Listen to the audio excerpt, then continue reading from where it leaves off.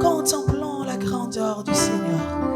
Voyons et sentons combien de fois notre Dieu est présent au milieu de nous, en ce lieu.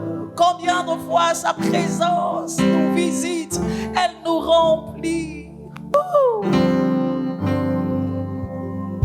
Alléluia.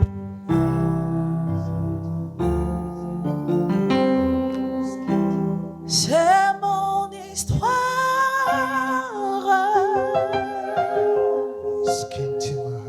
C'est là mon chant. Louez mon sauveur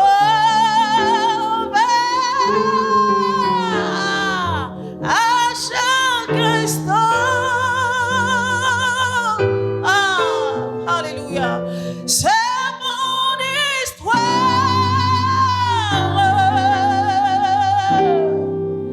C'est là mon chant. Disons louez mon sauveur. Louez mon sauveur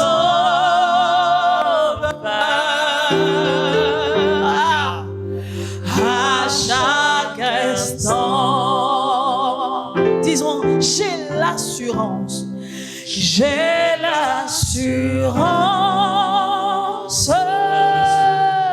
de mon salut, par la présence de notre Dieu qui est là. Par la présence du Seigneur Jésus. Parce que à la croix, son sang a coulé pour nous. Son sang m'a lavé et il m'a racheté. Bien-aimé, c'est une prière. Dis-le au Seigneur ce matin. Et l'Esprit Saint m'a rejeté.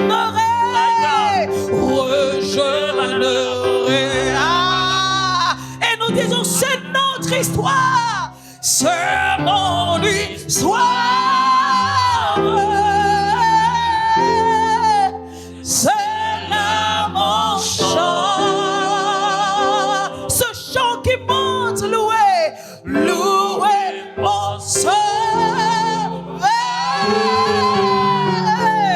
à chaque instant. En dehors de la pluie, nous le chantons. C'est mon histoire. Cette histoire qu'il a écrite, c'est là mon chant. Louez mon sauveur à chaque instant. À chaque instant.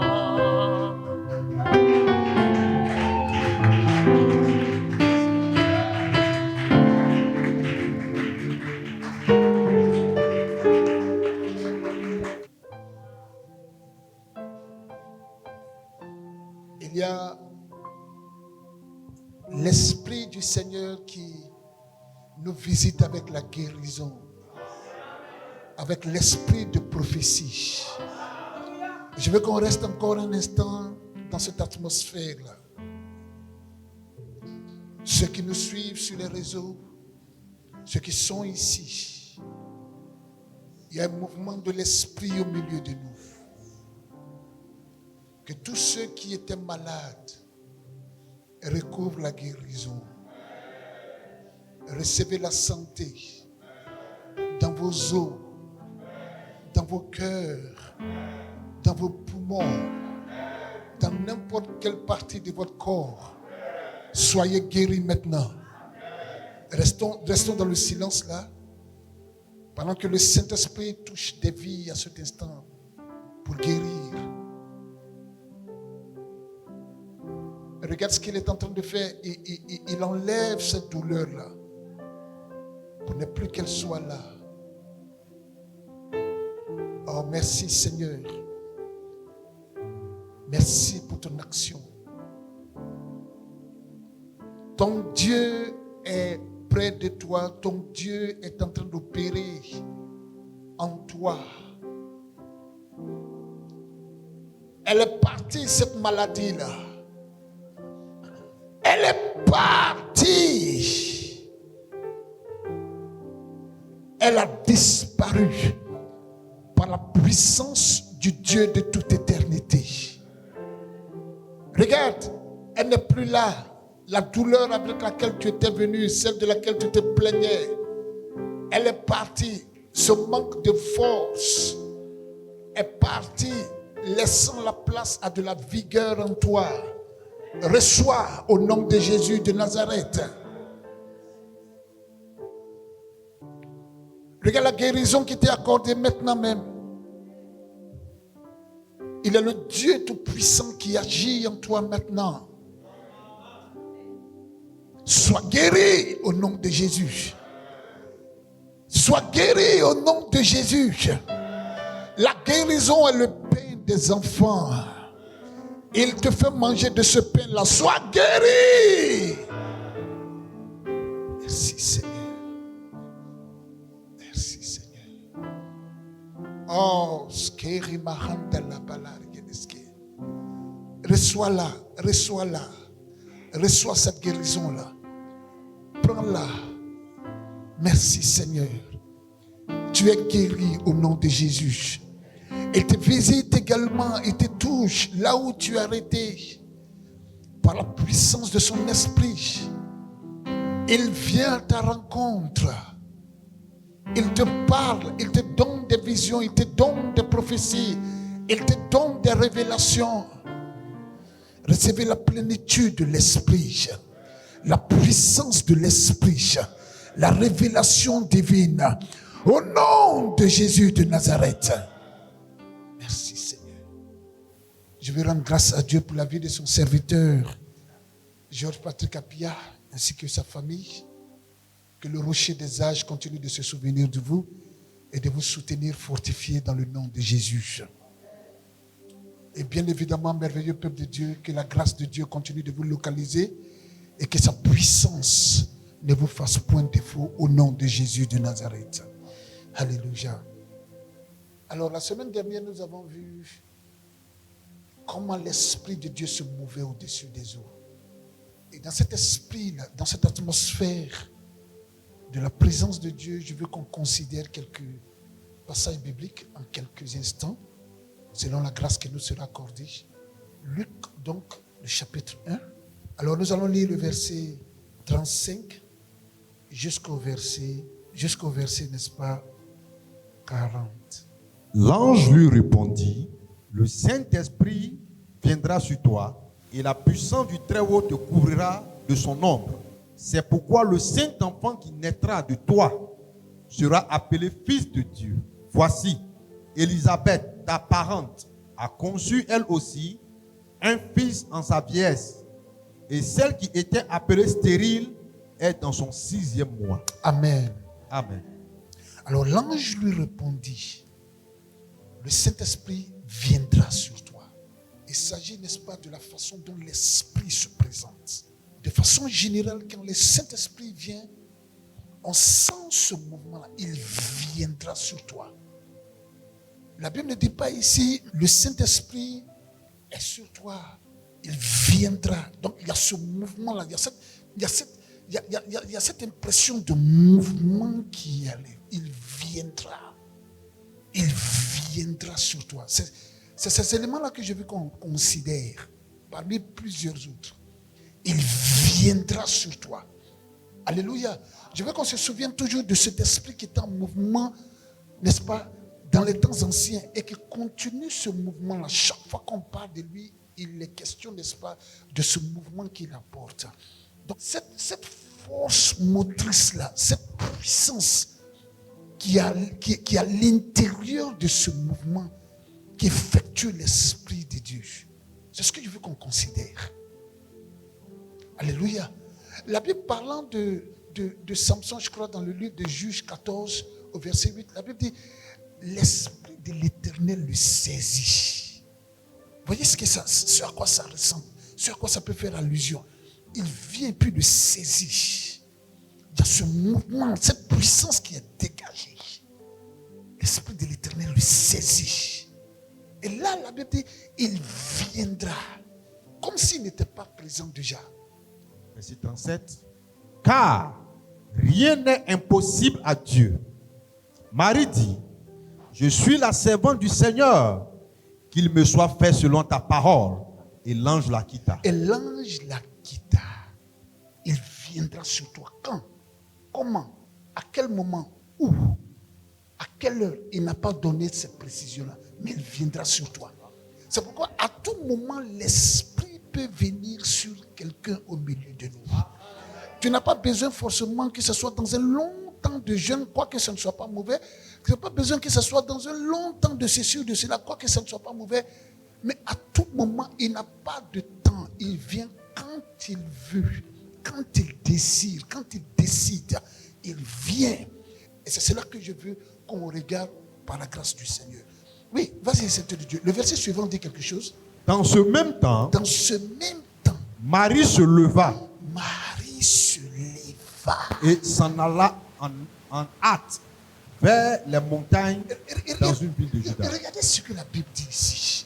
En ce même temps, quand l'ange l'a quitté, peut-être le jour suivant, peut-être 2 jours après, 3 jours après, mais c'est dans la période là, dans la même période, c'est parce que ça suffit, oui, la même période là, en ce même temps là, hein, dans la même saison, dans la même période, etc., etc., qu'est-ce qui s'est passé? Marie se leva. Elle s'est levée. Quand il y a une telle visitation de Dieu, on ne peut pas dormir longtemps. On se lève. L'Esprit nous donne de nous lever. En ce même temps, donc, Marie se leva. Que le Seigneur nous donne de nous lever dans le nom de Jésus. De nous lever spirituellement. De nous lever, n'est-ce pas, ministériellement. De nous lever au sein de l'Église, de nous lever, n'est-ce pas, dans nos activités professionnelles, dans nos activités, dans nos affaires, dans nos études, etc., etc. Que l'Esprit nous donne de nous lever. En ce même temps, qu'est-ce qui s'est passé? Marie se leva. Qu'il soit dit également qu'en ce même temps, l'abreuvoir se leva. Dans le nom de Jésus de Nazareth. Et qu'est-ce qui a suivi? Et s'en alla en hâte. Automatiquement, il y a un mouvement. Quand il y a une telle visitation de l'Esprit, je viens de le dire tout à l'heure, il doit avoir mouvement. Non, l'état statique est terminé. L'état de stagnation est terminé. Elle se lève et puis qu'est-ce qu'elle fait? Elle s'en alla. Comme on le dit, il n'y a pas de temps, comme on le dit ici, vers les montagnes, dans une ville de Juda. Alléluia. Tout de suite là, quand elle s'est levée, elle a pris la direction des montagnes.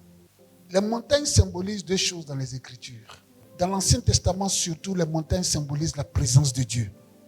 Quand le Seigneur commence son ministère et qu'il commence à parler des montagnes, les montagnes en ce moment-là, à partir de ce moment-là, commencent à symboliser les problèmes. Mais là, le Seigneur n'a pas encore commencé son ministère. Donc, cette montagne-là, cette présence de montagne-là parle de la présence de Dieu. Donc, en d'autres mots, elle se lève et puis elle s'engage dans la présence de Dieu. Tout de suite, cette jeune fille-là devient comme une personne qui arrive à escalader les montagnes. Il y a une force qui la transporte.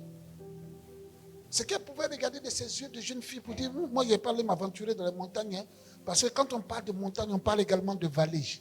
Et en général, c'est là-bas que se trouve le danger. Elle s'est dirigée vers les montagnes. Est-ce qu'elle a escaladé? C'est possible. Même quand tu escalades les montagnes, après tu descends dans les vallées. C'est obligatoire. Ou bien c'est pas comme ça? Tu vas descendre dans les vallées après. Alléluia. Alors, qu'est-ce qui se passe en ce moment-là? Qu'est-ce qui se passe? Que ce soit sur les montagnes ou que ce soit dans les vallées, la jeune fille a eu la force nécessaire de les traverser.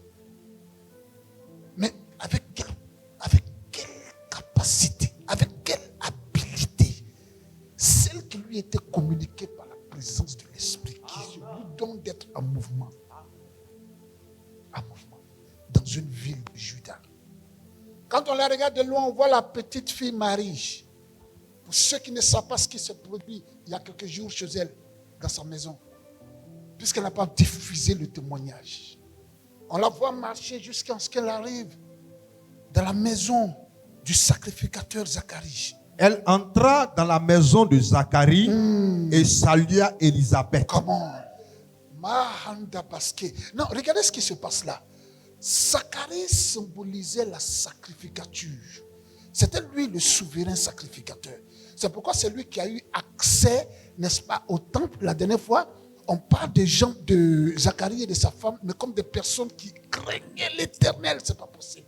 Quand elle reçoit une telle visitation et une telle présence de Dieu, qu'est-ce qu'elle fait? Elle va directement dans la maison de Zacharie. C'est pourquoi quand l'Esprit de Dieu te remplit à un certain niveau, tu ne peux pas traîner les pas. Tu es obligé de venir dans la maison de Dieu afin de communiquer des dons, comme Paul le disait aux Romains. J'ai tellement envie de venir vous voir pour vous communiquer quelques dons spirituels. Tu ne peux pas rester seul parce que tu as besoin d'édifier le corps de Christ.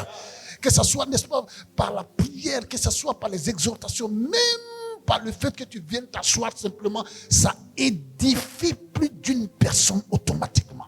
Dès qu'Élisabeth entendit la salutation de Marie, son enfant tressaillit dans son sein et elle fut remplie du Saint-Esprit.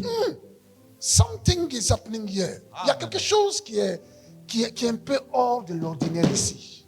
Quand Marie rentre, qu'est-ce qu'elle fait? Elle salua. Le Saint-Esprit n'est pas impoli. Le Saint-Esprit n'est pas orgueilleux. Il n'est pas impoli, le Saint-Esprit.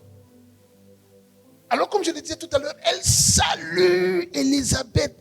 Le Saint-Esprit qui l'habite n'est pas impoli. Il ne méprise pas. Regarde le mouvement de l'esprit que tu as là. Si c'est le Saint-Esprit, il n'insultera pas les gens n'importe comment. Regarde, c'est l'Esprit de Dieu que tu as. Insulte, s'il est hautain, s'il est fanfaron, s'il manque de respect, même à plus petit que soit, attention.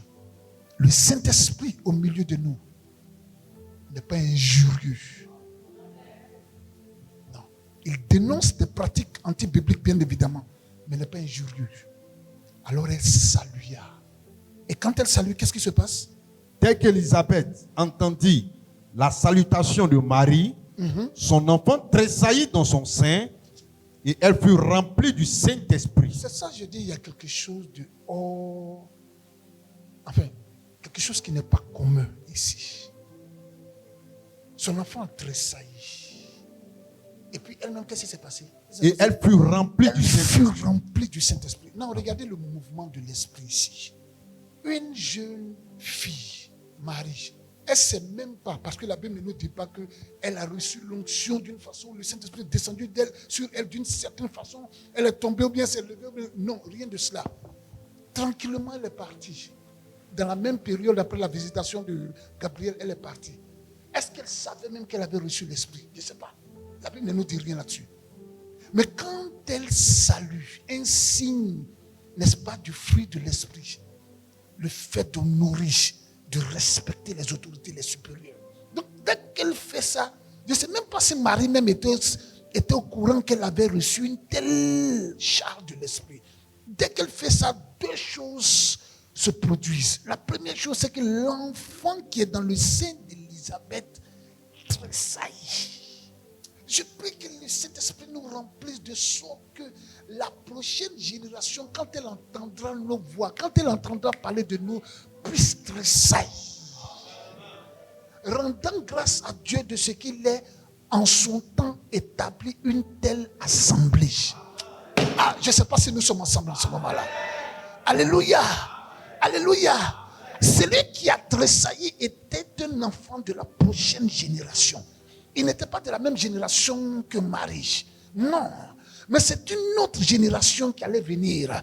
Quand cette génération a entendu déjà la voix, n'est-ce pas, de la génération de Marie, tout de suite, elle s'est mise à tressaillir de joie. De joie. Il va falloir que notre génération tressaillisse.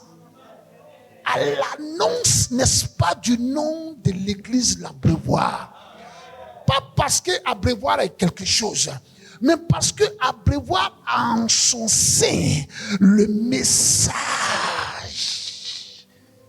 de l'heure. Et ce message de l'heure là, c'est le message qui a toujours existé dans le cœur de Dieu. La croix, l'authenticité de la parole de Dieu. Ah, qu'il plaise au Seigneur de faire tressaillir de joie notre génération. Et la génération qui va nous suivre. Et les générations qui vont nous suivre. Dans le précieux nom de Jésus de Nazareth. Vous savez, quand quelqu'un transporte quelque chose comme ça, c'est de génération en génération qu'elle est bénie. Regardez ce qui va suivre. Hein. Regardez ce qui va suivre. On arrive à cela. On arrive à cela. Faut relire le même passage là. Dès qu'Élisabeth entendit la salutation de Marie, son enfant tressaillit dans son sein et elle fut remplie du Saint-Esprit. Elle fut remplie du Saint-Esprit. C'est l'une des toutes premières fois, sinon la toute première fois que nous voyons dans la Bible, avant la venue de Jésus, avant le jour de la Pentecôte, quelqu'un sur qui le Saint-Esprit n'est pas simplement venu, mais qui est rempli du Saint-Esprit. C'est exceptionnel.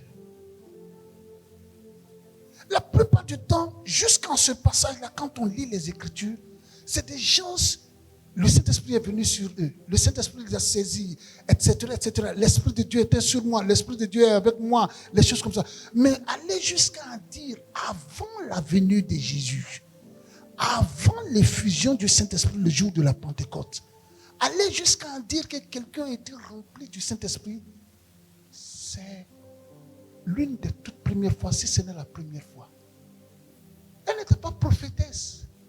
Elle n'était pas apôtre. Elle n'était pas docteur. Elle n'était rien de tout ça. Elle passait simplement, arrivée là-bas, tante Elisabeth, c'est ton bonjour au pouf. Elisabeth est remplie du Saint-Esprit. Ah, que le Seigneur utilise quelqu'un de nous. Dans le nom de Jésus. Ah, parce que vous pensez que Marie n'avait pas de problème? Marie avait problème. Comment elle va annoncer, elle va expliquer grossesse là, comment aux gens? Ce problème-là était là. Il était là. Si tu penses que toi tu as un problème juste quand tu n'as pas besoin de l'Esprit de Dieu actuellement pour remplir les gens, Marie avait aussi. Et puis elle est remplie, elle est enceinte déjà. Et puis c'est dans la maison de serviteur de Dieu qu'elle va. Elle explique ça comment au gars? Marie, tu es sûr? Parce que moi-même j'ai vu Gabriel, mais il ne m'a rien dit. Hein. Vous les petites filles de maintenant, là, vraiment, comment ça? Tu es sûr que grossesse que tu es là, c'est pas quelqu'un qui t'ajoute ça? Tonton Zacharie, voilà comment ça s'est passé. Tu dis, Gabriel t'a visité. Gabriel m'a visité. Moi-même, il m'a visité. Enfin, lui-même, il ne parlait plus. Donc, il allait écrire toute cette conversation-là. Et puis, puisqu'il ne parle pas même, il ne va pas durer dans la conversation, ça là. Elle salue simplement. Toute la maison de Zacharie est transportée. Quel déploiement de puissance. Avec un seul élément. Il n'y avait pas un groupe de prière qui la soutenait. Il n'y avait pas un groupe d'intercession qui la soutenait. Il n'y avait pas un groupe musical qui allait avec elle dans ses programmes. Il n'y avait pas ceci, il n'y avait pas cela. La plupart des folklores que nous avons aujourd'hui, il n'y avait rien de tout ça. Elle salue dans le nom du Seigneur. Il y a une transformation dans la vie de la famille de Zacharie. Lui-même sacrificateur. Il avait toute cette grâce de Dieu là. La Bible reconnaît, comme je l'ai dit, quand on lit le verset 5 de ce même chapitre 1 là, on voit comment la Bible présente Zacharie et sa femme. Des gens qui étaient amoureux du Seigneur et qui le respectaient profondément, donc qui le craignaient profondément. Même lui-même, il n'a pas pu imposer la main à sa femme pour qu'elle soit remplie du Saint-Esprit. C'est salutation de Marie qui a bouleversé la donne. Que le Seigneur mette de telles paroles dans la bouche de quelqu'un au milieu de nous. Dans le nom de Jésus de Nazareth. Que l'Esprit de Dieu se saisisse. Qu'il y ait ce mouvement-là. Par la bouche, par le canal de l'un d'entre nous. De sorte que l'on se rende compte que dans cette église-là, il n'y a pas quelqu'un qui n'est pas rempli du Saint-Esprit. Et puis avec évidence. tous ceux qui sont là sont remplis du Saint-Esprit de façon incroyable. Il y a un tel déploiement, une telle puissance, une telle manifestation de l'Esprit de Dieu dans la vie de chacun des membres que tu te poses la question de savoir, mais c'est quelle assemblée ça?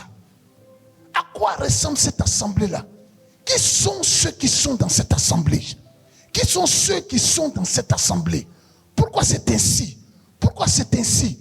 Pourquoi? Qu'est-ce qu'il y a là-bas? À cause de la puissance de l'Esprit. Que ce mouvement-là demeure notre partage dans le nom de Jésus de Nazareth. Et donc, pour la toute première fois alors, ou l'une des toutes premières fois avant l'effusion du Saint-Esprit, une personne est remplie du Saint-Esprit. La Bible ne dit pas que l'Esprit est demeuré sur elle, non. Elle est remplie du Saint-Esprit. Alléluia. Verset 42. Oui. Elle s'écria d'une voix forte, tu es bénie entre les femmes, et le fruit de ton sein est béni. Comment m'est-il accordé que la mère de mon Seigneur vienne auprès de moi? Car voici, aussitôt que la voix de ta salutation a frappé mon oreille, l'enfant a tressailli d'allégresse dans mon sein.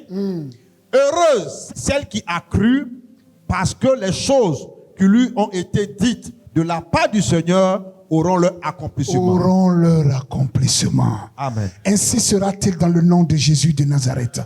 Ces choses-là auront leur accomplissement. Tout ce qui a été dit, tout ce que le Seigneur a donné à son serviteur, tout ce que le Seigneur nous a révélé, auront leur accomplissement. C'est comme ça que ça se fait. Le mouvement de l'Esprit, c'est pour des générations. L'enfant a tressailli, la mère vient de le dire à nouveau. La mère vient de le dire à nouveau. Simple salutation. C'est pourquoi l'évangile n'est pas compliqué. Enseignons l'évangile simplement. Les générations à venir tressailliront de joie. Toujours dans cet élan-là, nous allons regarder. Nous allons voir ce qui se passe ici. Mais vous recevrez une puissance. Le Saint-Esprit survenant sur vous. Survenant sur vous. Et vous serez mes témoins. Ok. À Jérusalem. Ok. Amen. Donc, qu'est-ce qui se passe? Vous recevrez une puissance à quel moment? Le Saint-Esprit survenant sur vous. Il y a ce mouvement-là encore qui nous est présenté. Le Saint-Esprit, comme on pourrait le dire en anglais, est un gentleman. Mais, de façon générale dans les Écritures, il ne vient pas sans mouvement. Et ce mouvement, comme je l'ai dit, n'est pas brutal. Non, c'est pas qu'il vient et puis malmène. Genre, il n'a aucun respect pour ses corps qui sont son temple. Il n'a aucun respect pour son temple. Il ne fait pas ça. Mais le mouvement avec lequel il vit là, dégage de la puissance. Une puissance qui est telle que, comme la Bible a dit tout à l'heure, les générations à venir entendront parler, tressailleront de joie. Le jour de la Pentecôte, ils étaient tous ensemble dans le même lieu. Tout à coup, il vint du ciel un bruit comme celui d'un vent impétueux, et il remplit toute la maison où ils étaient assis. Des langues semblables à des langues de feu leur apparurent, séparées les unes des autres, et se posaient sur chacun d'eux. Et ils furent tous remplis du Saint-Esprit et se mit à parler en d'autres langues, selon que l'Esprit leur donnait de s'exprimer. On va reprendre le verset 2 là, oui. Tout à coup, il vint du ciel un bruit comme celui d'un vent impétueux, et il remplit toute la maison où ils étaient assis. Et qu'est-ce qui se passe? Il remplit alors toute la maison où ils étaient assis. Il n'a pas besoin d'être, il peut le faire toujours. Il le fait dans quelques endroits, on entend des témoignages assez éloignés de nous qui parlent de certaines façons que le Saint-Esprit. Mais dans le règne de l'Esprit, l'impétuosité de son vent est capable de détruire toute présence infernale, toute présence qui ne confesse pas Christ. C'est pourquoi il va arriver un moment où, à cause du mouvement de l'Esprit dans le cœur de chacun de nous ici, tu vas entrer dans des endroits, que ce soit dans un bureau, que ce soit dans un lieu, dans un marché ou des choses comme ça. Il y aurait, dans le règne de l'Esprit, quelque chose qui va déranger tous ceux qui seront dans le coin. S'ils n'ont pas l'Esprit de Dieu, s'ils ont l'Esprit de Dieu, ils sentiront. S'ils n'ont pas l'Esprit de Dieu, ils seront complètement dérangés. Parce qu'il vient comme un vent impétueux pour balayer le secteur. Que cela soit ton partage dans le nom de Jésus. Nous sommes dans le même chapitre. Mais Dieu a tourné une page. Ici à l'Abreuvoir, nous sommes dans le même chapitre. De faire de nos maisons, de nos villes la demeure de Christ. Mais l'Esprit a changé, il a tourné une page. Et quand il a tourné cette page-là de la sorte, c'est pour faire de chaque membre de cette assemblée-là quelqu'un qui n'est plus statique, quelqu'un qui n'est plus stagnant en ce qui concerne l'œuvre de son Père. Il a rassemblé, il a donné la pensée, sa vision. On est toujours dans le même chapitre, mais seulement qu'il a tourné une page. Où sa manifestation est comme impétueuse désormais. Il y a un mouvement de l'esprit avec lequel aucun de nous ne doit plaisanter. Acte 4. Le verset 23 que nous allons lire est la suite d'un événement qui s'est produit dans la vie des apôtres. L'une de leurs premières fois d'être battus pour la cause du Seigneur. Ils ont été persécutés. La persécution a commencé. On leur a dit de ne plus enseigner au nom de Jésus et tout ça, et tout ça. Non, regarde ce qu'ils disent au verset 23. Oui. Après avoir été relâchés, ils allaient vers les leurs et racontaient tout ce que les principaux sacrificateurs et les anciens leur avaient dit. Lorsqu'ils l'eurent entendu, ils élevèrent à Dieu la voix tous ensemble et dit: Seigneur, toi qui as fait le ciel et la terre, la mer et tout ce qui s'y trouve, c'est toi qui as dit par le Saint-Esprit, par la bouche de notre Père, ton serviteur David, pourquoi ce tumulte parmi les nations et ces vaines pensées parmi les peuples? Les rois de la terre se sont soulevés et les princes se sont ligués contre le Seigneur et contre son oint. En effet, contre ton saint serviteur Jésus, que tu as oint, Hérode et Ponce Pilate se sont ligués dans cette ville avec les nations et avec le peuple d'Israël. Amen. Voici ce que les apôtres disent dans leur prière. Ils commencent à parler dans leur prière en disant: pourquoi ce tumulte parmi les peuples? Ça, c'est Psaume 2 qui sont en train de citer comme ça. Pourquoi ce tumulte parmi les peuples? Pourquoi donc ce tumulte parmi les peuples et ces vaines pensées parmi les peuples? Les rois de la terre se sont soulevés et les princes se sont ligués contre le Seigneur et contre son oint. Et c'est une évidence aujourd'hui. Les lois qui sont votées par le monde entier, c'est un soulèvement des rois contre le Seigneur et contre son peuple. C'est pourquoi je voulais une parenthèse pour dire: ceux qui ne sont pas encore mariés, ne méprisez pas le côté de la dot. Parce que la dot reste jusqu'en cet instant-là. Je ne sais pas demain comment ça va changer, mais en cet instant-là, la dot reste le seul élément dans le processus du mariage dans lequel aucun homosexuel ne va prendre ses parents pour aller doter un homosexuel. Vous pouvez dire tout ce que, parce qu'on entend l'église dire n'importe quoi sur la dot. Mais c'est le seul, il est tranquille. Il n'y a pas un homosexuel ou une lesbienne qui va se lever pour dire: je vais prendre mes parents et puis on les fait marier, je vais doter mon partenaire homosexuel ou ma partenaire lesbienne. Ça,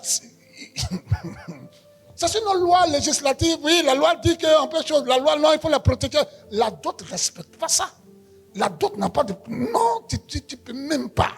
Tu ne peux pas. Tu vas lire l'heure en faisant ça, comme on le dit ici. Tu auras un témoignage. Donc cette ligue-là existe en effet. C'est dont la Bible parle ici. Cette coalition des rois de la terre et des princes se sont ligués contre le Seigneur et contre son... Ouais, on voit ça, n'est-ce pas, par lois qui sont votées ça et là de par le monde entier, qui sont contre la parole de Dieu, contre l'Église, contre Jésus-Christ surtout, contre le corps de Christ. On entend, on en voit. C'est monnaie courante désormais sur les réseaux sociaux. C'est des choses qui existaient peut-être, mais que les réseaux sociaux ont révélées et qui ont pris encore une allure plus importante. Et comme si cela ne suffisait pas, comme je le disais la dernière fois, le monde est glacé. Enfin, le monde est informé vide. Mais l'église également.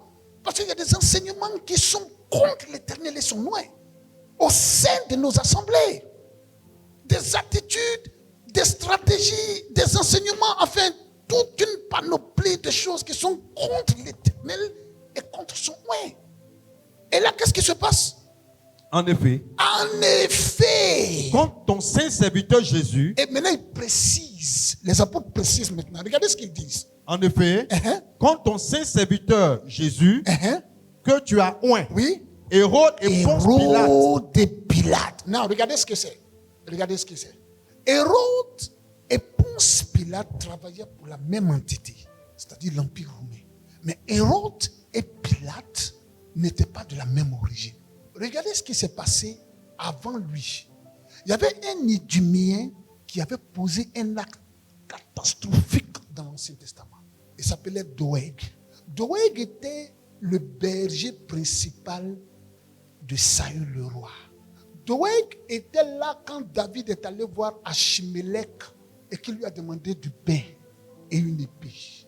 Quand Saül est venu et qu'il a su que David est passé par là, dans la ville sacerdotale, n'est-ce pas, de Nod, où les sacrificateurs étaient, Doeg a dit à Saül, puisqu'il était le berger du roi, il avait la charge de la bergerie royale, donc c'était un pasteur en quelque sorte, il savait ce que c'est que le travail pastoral, etc., etc.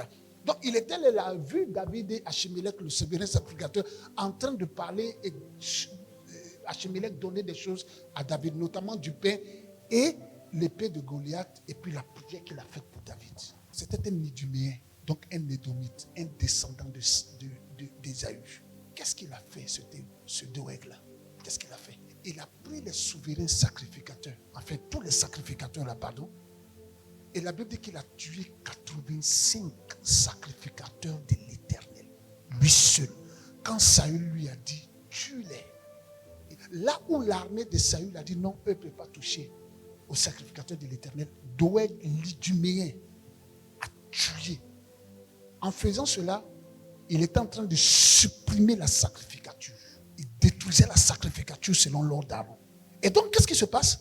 Quand il finit de faire ça, ça donne de la force à Saül et ses hommes d'entrer maintenant dans la ville de sacrificature qui était appelée Nord et de décimer tout ce qui était de la sacrificature.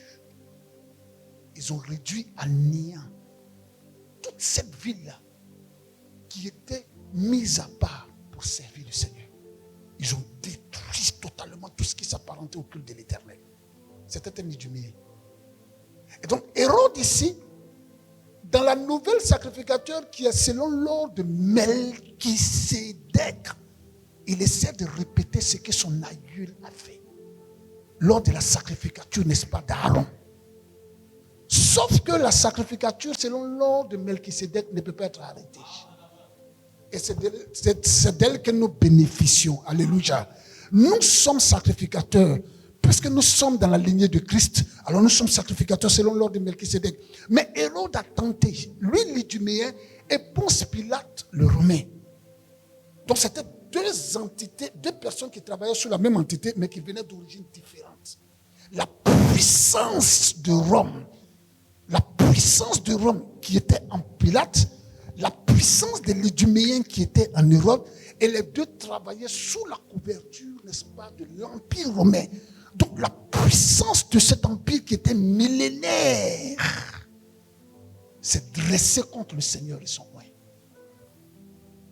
Et qu'est-ce qu'ils ont fait? Je vais m'arrêter quelque part là, oui. Hérode et Ponce Pilate se sont ligués dans cette ville avec les nations et avec les peuples d'Israël. Comme si eux-mêmes ne suffisaient pas. Je l'ai dit tout à l'heure, il y a toujours une coalition. Il y a toujours une coalition. Rome était suffisamment puissant pour écraser, mais il fallait une coalition encore. Donc les peuples et les nations se sont mis ensemble pour marcher contre Christ. La bataille, cette bataille-là, ce que la Bible dit ici, continue aujourd'hui. Avec tout ce qui est en train d'être fait contre l'Église. Tout ce qui est en train d'être établi contre l'Église. Je parle du corps de Christ. Et ça, que ce soit de l'extérieur, mais surtout de l'intérieur. Là où le message de Christ a été simplement poussé hors, et c'est l'homme qui est célébré, l'homme qui est adoré, l'homme qui est célébré, adoré, manifesté, magnifié, etc., etc. Et là, qu'est-ce qui se passe à la fin de la journée? Pour faire tout ce que ta main et ton conseil avaient arrêté d'avance. Et maintenant, Seigneur, vois leurs menaces. C'est des menaces vraiment. Et donne à tes serviteurs d'annoncer ta parole avec une pleine assurance. Alléluia. Amen. En étendant ta main pour qu'il se fasse des guérisons, des miracles et des prodiges. Alléluia. Par le nom de ton saint serviteur Jésus. Oui, et termine maintenant. Quand il eut prié, le lieu où ils étaient assemblés trembla. Ils furent tous remplis du Saint-Esprit et ils annonçaient la parole de Dieu avec assurance. J'aime la version qui dit avec hardiesse. Amen. Quand ils font l'état des lieux et qu'ils présentent la chose ainsi au Seigneur dans leur prière, parce qu'ici ils sont en train de prier. Au verset 29, finalement, ils disent: maintenant, Seigneur, maintenant, vois leurs menaces et donne à tes serviteurs d'annoncer ta parole avec une pleine assurance. Et deuxièmement, étends ta main pour qu'il se fasse des guérisons, des miracles et des prodiges par le nom de ton saint serviteur Jésus.